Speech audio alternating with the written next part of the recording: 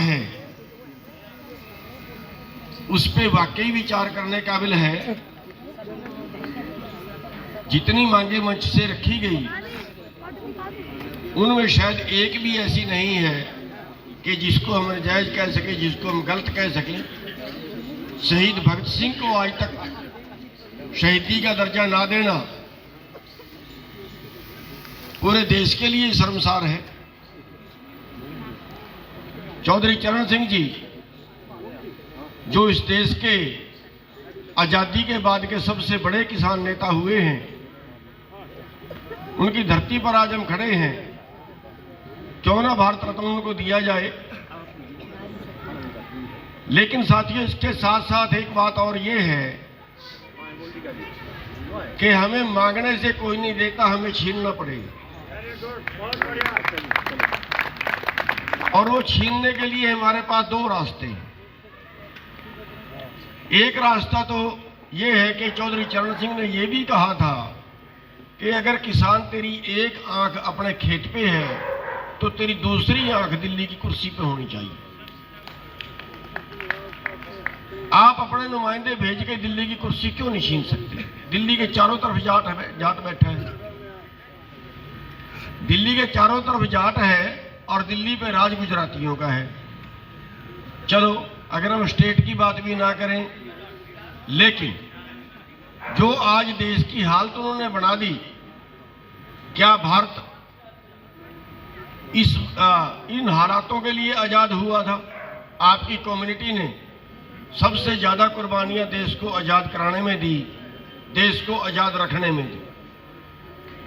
लेकिन आज हालात ये है, जिस प्रदेश के अंदर हम बैठे हैं, 2014 का एक एग्रीकल्चर का आंकड़ा आया था, तो यहाँ की जो आमदन बताई गई थी, किसान की आमदन खेती से, उत्तर प्रदेश की मात्र 2700 रुपये महीना थी, मात्र 2700 रुपये। आज 23 करोड़ लोग इस देश के अंदर, जिसको शहीद भगत सिंह जैसों ने फांसियों पर चढ़ के आजाद कराया, एक वक्त की रोटी में गुजारा करते हैं। साथियों, आज आपका हक छीन के कौन ले गया? आज आपकी युवा पीढ़ी भारत को छोड़ के विदेशों में जा रही है, 40-40, 50-50 लाख रुपए खर्च के। हमारे एरिया की हालात ये है, हमारा 2000 वोट का गांव है और करीब 200 लड़के गांव को छोड़ के बाहर जा चुके हैं। इसका मतलब ये है कि सैकड़ों परिवार जो है वो आगे, उनकी यहां पे कुछ नहीं बचेगी। क्यों? सोने की चिड़िया थी, भारत महान था, लेकिन वो भारत बर्बाद इसलिए हुआ कि उस कुर्सी पे अच्छे लोग नहीं बैठे। उस कुर्सी पे अच्छे लोगों को बिठाने की जरूरत है, और वो आपकी एकता से, आपके संगठित होने से वहां पे बैठ सकते हैं।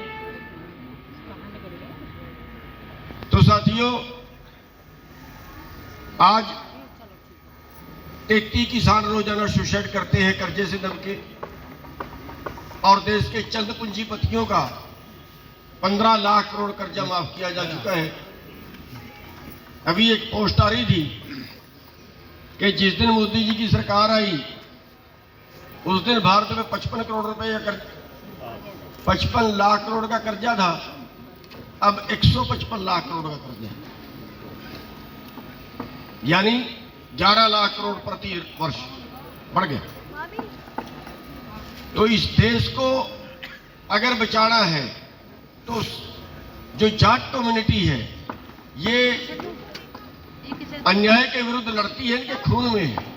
आप देश की आजादी की लड़ाई में लीजिए, आप जो अभी पीछे आंदोलन हुआ उसका इतिहास उठा के देख लीजिए। जाट कम्युनिटी जो थी वो सबसे आगे लड़ाई में थी। तो साथियों, ये देशभक्त कम्युनिटी है, ये सबसे ज्यादा, अगर हम सीमा पे शहीद देखें, सबसे ज्यादा इस कौम के शहीद मिलेंगे। तो साथियों, हमें गर्व है कि हम इस कौम में पैदा हुए, और मैं धन्यवाद करता हूं कि हमें यहाँ पे बुला के सम्मानित किया गया, यहाँ पे बुलाया गया इस मंच के ऊपर। पूरी कौम के धन्यवादी हैं, और इसके साथ साथ जितनी यहाँ की मांगे हैं उनका समर्थन करते हैं, और जो भी यहाँ की जो जाट महासभा है, जो भी आगे के लिए कोई हमारे लायक सेवा लाएगी, उसके लिए भी हम सदैव तैयार रहेंगे। आप सबका बहुत बहुत धन्यवाद।